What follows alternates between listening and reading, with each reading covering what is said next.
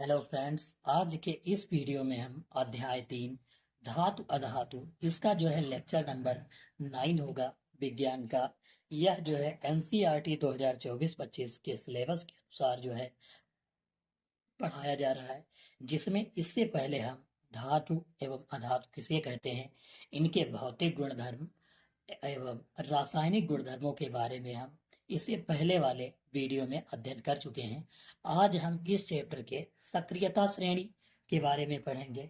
धातुओं की अधातुओं के साथ क्रिया होती है तो क्या होता है, और इनके जो है आयनिक गुणधर्म, आयनिक जो निर्माण होंगे उनके जो है गुणधर्म पढ़ेंगे, और धातुओं के बारे में पढ़ेंगे। धातुओं का सांद्रण या कहाँ से धातुएं प्राप्त की जाती हैं इसके बारे में जो है हम पढ़ेंगे। सबसे पहले आज हम शुरू करते हैं सक्रियता श्रेणी क्या होती है। तो हम सक्रियता श्रेणी कह सकते हैं ऐसी सूची या फिर ऐसी लिस्ट कह सकते हैं हम, ऐसी सूची, ऐसी सूची जिसमें धातुओं की, जिसमें धातुओं की क्रियाशीलता को,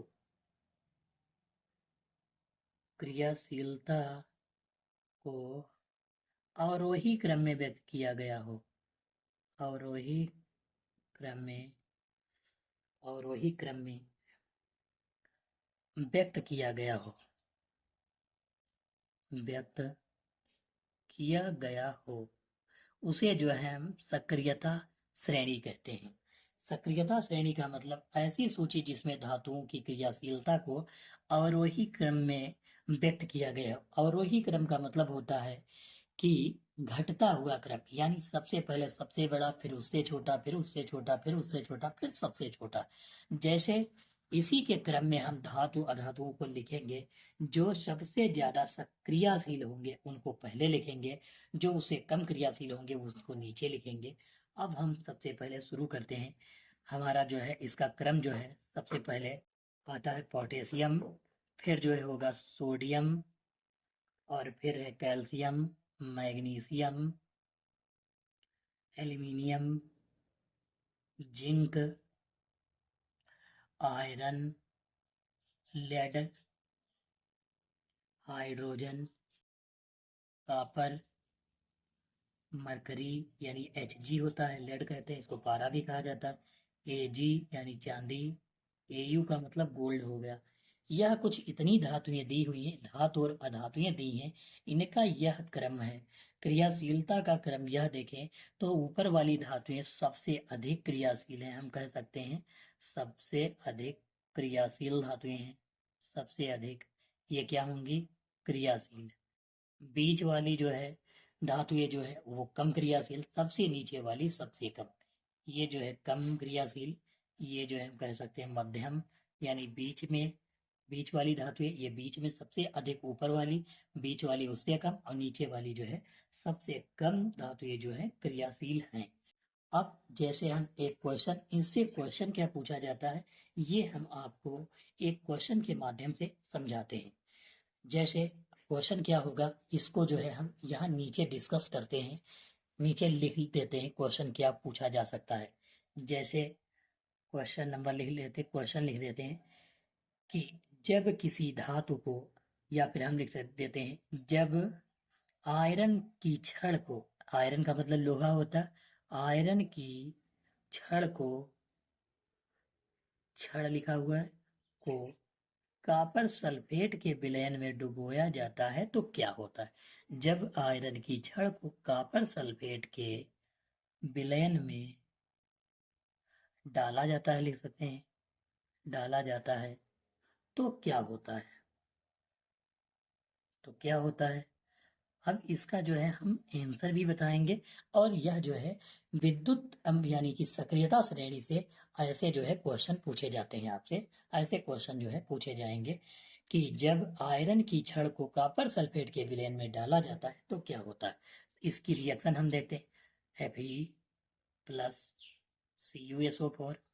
अब यहाँ पर हम चेक करेंगे Fe का स्थान कहाँ है और कॉपर का स्थान कहाँ है। यह जो रासायनिक श्रेणी दी है, इसमें आप देख पाओगे कि आयरन का यह स्थान है और कॉपर यहाँ है।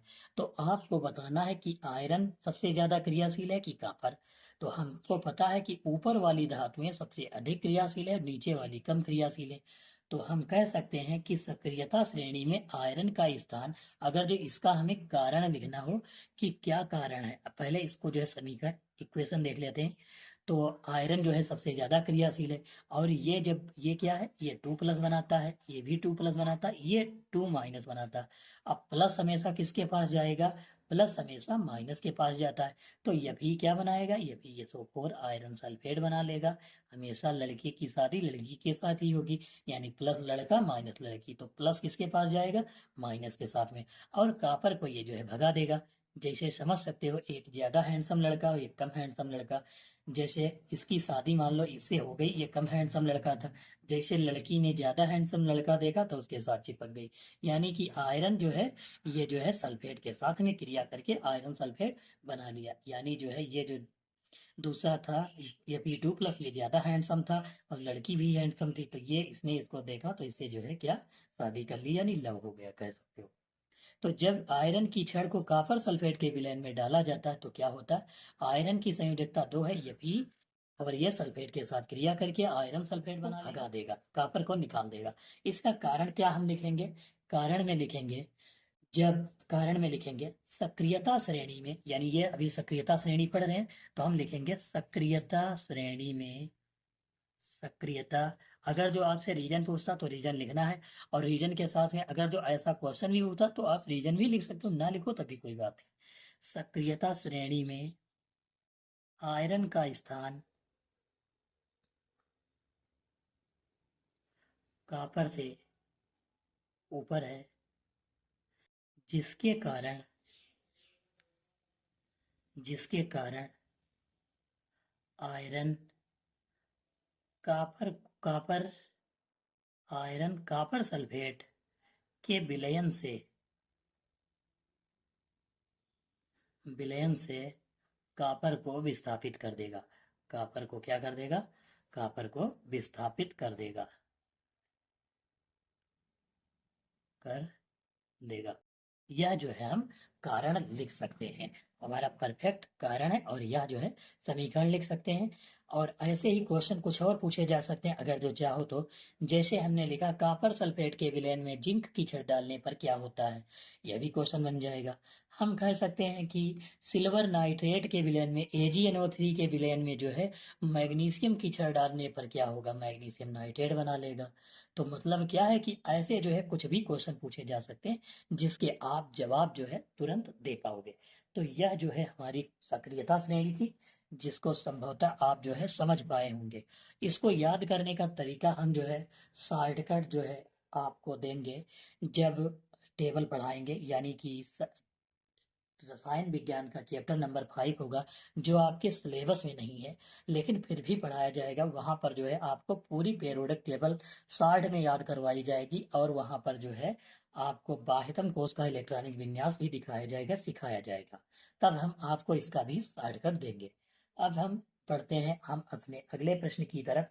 हमारा अगला है कि धातुओं की, अब जो है हम अधातुओं के साथ क्रिया करवा कर देखते हैं और क्या होता है उसके बारे में जानते हैं। हम जो है जानते हैं कि धातुओं की क्रिया अधातुओं के साथ करवाने पर क्या होता है।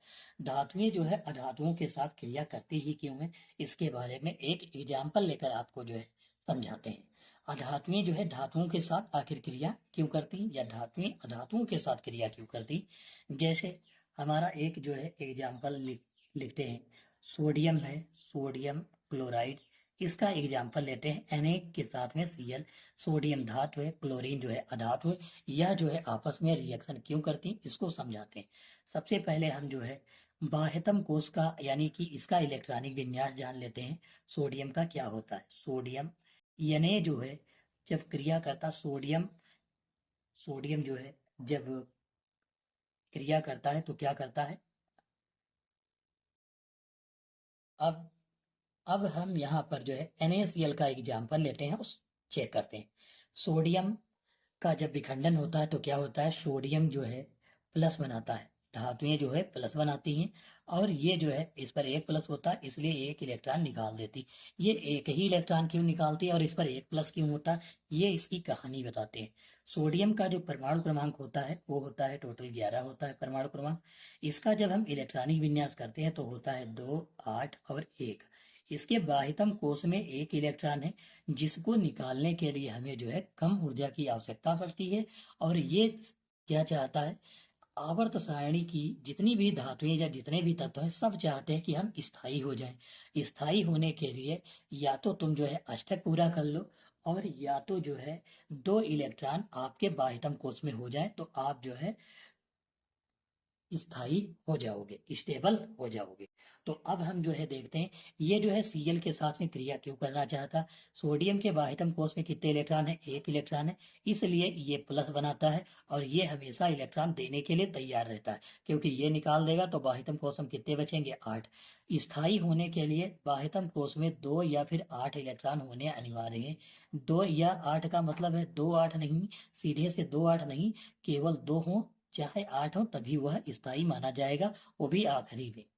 तो अब यहाँ पर एक इलेक्ट्रॉन इसके पास था, तो यह जो है स्थायी बनने के लिए क्या करेगा, एक इलेक्ट्रॉन अपना अगर जो दान दे दे तो इसके बाह्यतम कोश में 8 हो जाएंगे, इसका मतलब यह स्टेबल हो जाएगा। अब हम क्लोरीन की दास्ता देखते हैं। क्लोरीन की क्या है, Cl जो होता है यह हमेशा जो है एक इलेक्ट्रॉन ग्रहण करने के लिए जो है तैयार रहता है। Cl जो है एक इलेक्ट्रॉन हमेशा प्राप्त करने के लिए तैयार रहता है, और क्या बना लेगा, Cl माइनस बना लेगा। क्यों, क्योंकि Cl का इलेक्ट्रॉनिक विन्यास हम देखेंगे तो 2 होता है, 8 होता है और 7 होता है। अब यहाँ पर हम देख पाएंगे कि इस सोडियम के बाह्यतम कोश में एक इलेक्ट्रॉन है, क्लोरीन के बाह्यतम कोश में 7 इलेक्ट्रॉन है। अगर जो सोडियम एक इलेक्ट्रॉन देगा तो क्लोरीन एक ग्रहण कर लेगा, क्योंकि भाई देने वाला अगर जो कोई होगा तो कोई लेने वाला भी तो हो, तभी तो स्थायी होगा, कि क्रिया ही नहीं होगी। अभी देने वाला है, लेने वाला ही कोई ना हो तो क्रिया नहीं होगी। तो यहाँ पर सोडियम एक इलेक्ट्रॉन जो है देने के लिए तैयार है, और क्लोरीन एक इलेक्ट्रॉन ग्रहण करने के लिए तैयार। जैसे ही यहाँ पर आप देख पाओगे सोडियम एक इलेक्ट्रॉन अपना त्यागता है तो सोडियम प्लस बनाता, तो क्या बनता है, 2 और 8 हो जाते हैं। जैसे ही क्लोरीन सोडियम का एक इलेक्ट्रॉन ये वाला ग्रहण करता है, तो ये वाला प्लस लिखा, इसका मतलब एक इलेक्ट्रॉन ग्रहण कर लिया तभी जो है माइनस आया है। तो इसके बाह्यतम कोश में 2 8 और 8 हो जाएंगे, क्योंकि एक जो है साथ में जुड़ जाएगा, 8 हो जाएगा। इसके बाह्यतम कोश में देख सकते हो, और यहाँ पर बाह्यतम कोश में देख सकते हो 8 8 इलेक्ट्रॉन है, यानी ये स्थायित्व की प्राप्ति के लिए क्या करते हैं, इलेक्ट्रॉनों की साझेदारी करते हैं। अब यहाँ पर जो है इलेक्ट्रॉन की साझेदारी अब हो गई, तो अब जो है यहाँ पर हम रिएक्शन देखते हैं। जैसे Na जो है सोडियम, यानी Na जो है Cl के साथ में जब रिएक्शन करता है तो क्या बनाता है, NaCl बनाता है। अब यहाँ पर देखते हैं इसके पास जो है कितने बाह्यतम कोश में इलेक्ट्रॉन थे, इसका जो है केवल एक इलेक्ट्रॉन था, और इसके बाह्यतम कोश में कितने इलेक्ट्रॉन थे, 7 इलेक्ट्रॉन थे। हम 7 इलेक्ट्रॉन बना लेते हैं, 6 एक साथ। तो ये क्या करेगा, एक इलेक्ट्रॉन से जो है क्या कर लेगा, साझा कर लेगा, और यह जो है जुड़ जाएगा और NaCl जो है बना लेगा। अब यहाँ पर जो है इसकी इलेक्ट्रॉनिक संरचना थोड़ा सा हम देख लेते हैं, लुईस संरचना। तो Na क्या करेगा, अपना बाह्यतम कोश का एक, और Cl जो है अपना, क्योंकि बराबर की साझेदारी हमेशा जो है क्या होती है, बराबर की होती है। Cl भी अपना एक इलेक्ट्रॉन जो है आगे रख देगा, और ये दोनों जो है आपस में जो है जुड़ जाएंगे, और Na और Cl के बीच में सिंगल बॉन्ड बन जाएगा, जिसके कारण ये मजबूती से आपस में क्रिस्टल के रूप में जुड़े रहते हैं और NaCl बना देते हैं। एक इसका एग्जाम्पल MgCl वाला लेते हैं। Mg जो है Cl के साथ में अभिक्रिया क्यों करता है, वैसे Mg जो है Cl2 बनाता है। Mg की क्रिया अगर जो Cl के साथ में कराएं तो इसका एग्जाम्पल जो है हम लेंगे MgCl2 लेंगे। आप यहाँ पर देख पाओगे MgCl2 मैग्नीशियम क्लोराइड है। ये आपस में क्रिया क्यों करते हैं इसके बारे में जानते हैं। धातुएं जो होती है धातुओं के साथ क्रिया क्यों करती है इसके बारे में जानते हैं। आप यहाँ पर देख पाओगे अलग अलग, सबसे पहले देखते हैं Mg जो होता है, Mg पर 2 प्लस होता है। अब 2 प्लस होता क्यों है, और यह जो है 2 इलेक्ट्रॉन जो है हमेशा देने के लिए तैयार रहता है। इसका इलेक्ट्रॉनिक विन्यास 2 8 और 2 होता है। अब यहाँ पर आप देख पाओगे कि इसका जो है 12 परमाणु क्रमांक, सोडियम, एक मिनट, सोडियम मैग्नीशियम यानी 12 परमाणु क्रमांक है। तो यहाँ पर ये क्या, 2 इलेक्ट्रॉन, बाह्यतम कोष में इसके 2 इलेक्ट्रॉन है। क्योंकि आप एक चीज समझ लीजिए कि 2 इलेक्ट्रॉन उसके बाह्यतम कोष में होते हैं जिसके इलेक्ट्रॉन जो है, जैसे मान लो 2 से कम हो, वह जो है चाहता है कि हमारे बाह्यतम कोष में 2 इलेक्ट्रॉन हो जाए। इसके तो 12 थे इलेक्ट्रॉन, इसलिए ये चाहेगा कि हमारे बाह्यतम कोष में 8 इलेक्ट्रॉन रह जाए और हम स्थायी हो जाए। तो 2 इलेक्ट्रॉन जब देगा तो बचेगा क्या, 2 और 8 बचेगा, यानी 8 बाह्यतम कोष में, तो यह क्या होगा, स्टेबल होगा, स्थायी। अब हम क्लोरीन की देखते हैं। एक क्लोरीन जो है एक इलेक्ट्रॉन जो है ग्रहण करता है, क्लोरीन एक इलेक्ट्रॉन ग्रहण करके जो है Cl माइनस बना लेता है। तो अब इसके पास 2 क्लोरीन है, तो कितने यहाँ पर इलेक्ट्रॉन कितने आ रहे हैं, 2 आ रहे हैं। तो हम इसको 2 से गुणा करवा देंगे तो 2 Cl हो जाएगा, 2 इलेक्ट्रॉन हो जाएगा, 2 Cl हो जाएगा, यानी Cl कितने हो गए, 2। अब यहाँ पर जो है समीकरण वाली रिएक्शन देख लेते हैं। अगर जो Mg की क्रिया Cl के साथ में, तो Cl ऊपर एक रहेगा, एक नीचे रहेगा, यानी कि यहाँ पर Mg जो है अपने 2 इलेक्ट्रॉन रखेगा, और ये जो है क्लोरीन जो है ये अपने जो है 7 इलेक्ट्रॉन आगे रखेंगे। 7 में से एक इलेक्ट्रॉन ये रखेगा, एक ये इलेक्ट्रॉन रखेगा, तो दोनों के जो है ये जो है इससे संयोग कर लेगा, ये वाला जो है इससे संयोग कर लेगा, और जो है क्या बना लेगा, MgCl2 जो है बना लेगा। इसकी रिएक्शन ऐसे होती। अगर जो इलेक्ट्रॉन की लुईस संरचना देखें तो लुईस संरचना के बारे में हम ऐसे बीच में Mg को रख सकते हैं, दोनों तरफ जो है एक एक Cl जोड़ सकते हैं, यह जो है Cl दोनों तरफ जोड़ सकते हैं, क्लोरीन अपना एक एक इलेक्ट्रॉन रख लेगा, और यह जो मैग्नीशियम है ये अपना एक एक इलेक्ट्रॉन रख देगा और साझा कर लेगा। यह जो है इसके बाह्यतम कोष ये जो है 6 इलेक्ट्रॉन इस तरफ रहेंगे। तो ये जो है इलेक्ट्रॉन बिंदु संरचना हो जाती है यहाँ पर। तो धातुएं अधातुओं के साथ क्रिया क्यों करती हैं, क्योंकि अपने बाह्यतम कोष में 8 इलेक्ट्रॉन पूरा करने के लिए, या फिर हम कह सकते हैं स्थायित्व की प्राप्ति के लिए जो है क्रिया करती हैं। अब हमारा जो अगला टॉपिक होगा, हमारा अगला टॉपिक है आयनिक यौगिकों के गुणधर्म। अभी हमने पढ़ा है कि आयनों के रूप में क्रिया करते थे, क्योंकि एक प्लस एक माइनस जो है आपस में क्रिया करते थे। तो इनके गुणधर्म क्या होते हैं, आयन जो होते हैं इनके क्या गुणधर्म होते हैं। सबसे पहले हम बात करते हैं आयनिक यौगिकों के गुणधर्म की। पहला हमारा होगा भौतिक अवस्था। भौतिक अवस्था, इनकी जो आयनिक यौगिकों की होती, भौतिक अवस्था का मतलब होता है जिसे हम देख सकते हैं, छू सकते हैं, वह जो है अवस्था इनकी कैसी होती है उसके बारे में, और क्यों होती है ये हम समझेंगे। तो आयनिक यौगिक जो होते हैं इनकी भौतिक अवस्था कठोर और भंगुर प्रवृत्ति के होते हैं। कठोर होते हैं, और हम दूसरा कह सकते हैं भंगुर प्रवृत्ति के जो है होते हैं।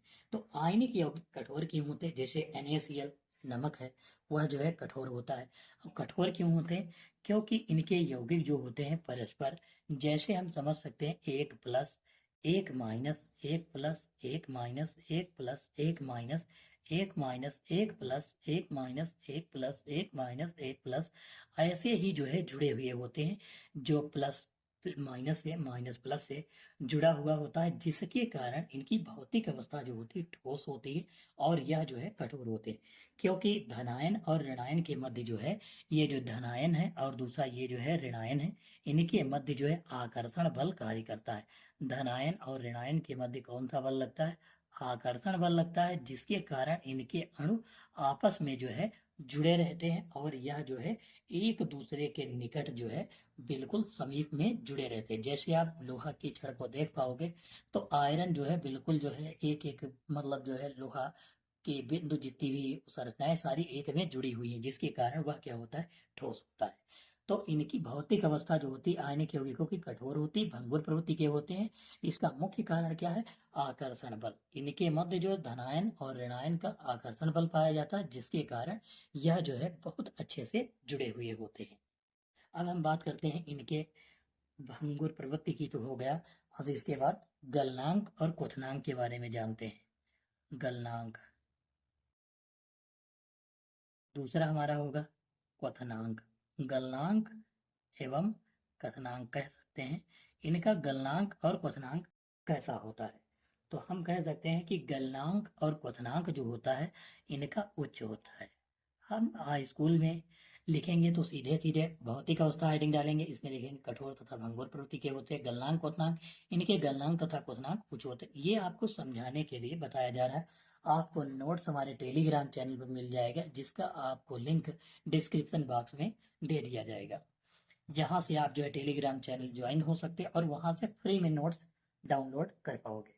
तो इसका कारण क्या है कि गलनांक और क्वथनांक जो है इतने ज़्यादा उच्च होते हैं, तो इसका कारण होता है कि इनके मध्य प्रबल अंतरा आयनिक बल पाया जाता है, या फिर हम प्रबल अंतरा आणविक बल, आयनिक क्योंकि आयन के रूप में है, तो हम कह सकते हैं इनके मध्य जो है प्रबल अंतर आयनिक बल पाया जाता है। प्रबल अंतरा आयनिक बल कह सकते हैं। प्रबल अंतरा आयनिक बल जो है इनके अणुओं के बीच पाया जाता है, जिसके कारण ये इनके गलनांक और क्वथनांक जो होते हैं वह उच्च होते हैं। इसके बाद तीसरा हमारा पॉइंट होगा घुलनशीलता। जो आयनिक यौगिक हैं ये किसमें घुलनशील होते हैं, ये तो हम जो है कह सकते हैं कि आयनिक यौगिक जो होते हैं जल में घुलनशील होते हैं। और जैसे हम कह सकते हैं कि पेट्रोल हो गया, केरोसिन हो गया, उसमें घुलनशील नहीं होते। आयनिक यौगिक किसमें घुलनशील होते हैं, पेट्रोल और केरोसिन में जो है घुलनशील नहीं होते हैं। इसको हम जो है कह सकते हैं। अगला हमारा है पॉइंट विद्युत चालकता। आयनिक यौगिकों में जो विद्युत चालकता होती है इसके बारे में हम जानेंगे। आयनिक यौगिकों में जो है विद्युत का जो है चालन हो सकता है, क्योंकि इसमें जो है अब बिजली प्रवाहित हो सकती है। क्यों? क्योंकि इनके मध्य जो है आयन पाए जाते हैं। विद्युत चालकता तो हम कह सकते हैं